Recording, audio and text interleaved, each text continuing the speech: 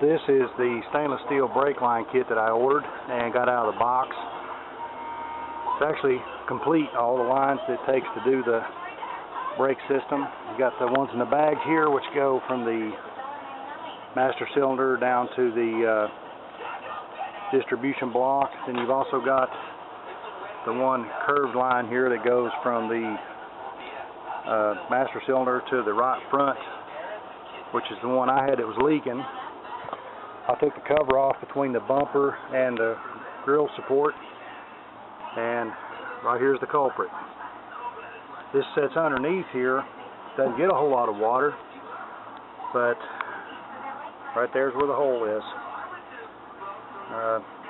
They were probably galvanized at the factory whenever they put them on. I still wonder, you know, because this whole kit was like $169 for the life of me. Why wouldn't you put stainless steel brake lines on a four-wheel drive vehicle? I mean, that would make more sense, wouldn't it? Like I said, this thing is a 2000 model, and it's now 2013, and every brake line on this thing looks like this. I mean, I've got a little surface rust on the frame and stuff, and that's to be expected, but the brake lines, I mean, probably the most important component on the vehicle besides the steering wheel, and this thing rotted. But basically it goes from this hose behind the shock tower up to the front of the frame rail, and it goes in behind the bumper here across to the other frame rail, again down this frame rail, and then right here it turns and goes up to the master cylinder. And here's the one that's on the driver's side. It's a real short one. It just comes out of the top of it, turns and goes right up to the master cylinder. And then there's the rear ones, which is one that comes out of the distribution block, and then it basically travels down the length of the frame rail all the way, I guess, back to the distribution block on the rear axle. And then you've got these two armored ones that's like from the short side and for the long side going to the axle. So basically for this kit, it replaces every single hard line on the vehicle. But now the weather's not wanting to cooperate with me too much. I'm getting a little bit of rain, so I'm trying to wait it out. Figured I'd make a video for you guys while I was waiting for it.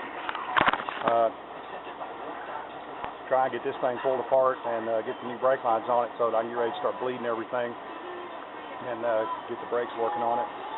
And at least get one of the vehicles running. So I'll bring you guys back later. Take it easy.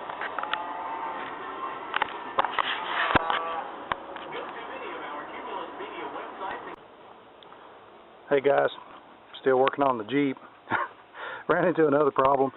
I just put rear brakes on this thing, I don't know, 3 months ago, but I took the lug nuts off, and right down inside there, I'm not sure how well you can see it, where the rear axle stub fits over into the wheel.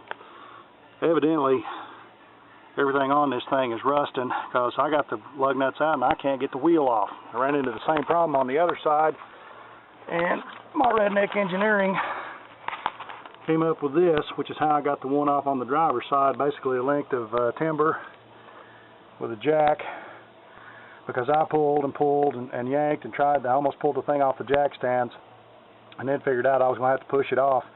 So that's what I did, was jack that one until it started loosening up, rotate the wheel half a turn, push on it some more, rotate it a half a turn, and finally after, I don't know, 15 minutes or so, I finally got the wheel off. I cleaned the inside of the wheel itself, which is aluminum, and I also cleaned the hub on that side and put some anti-seize over it so it won't stick again.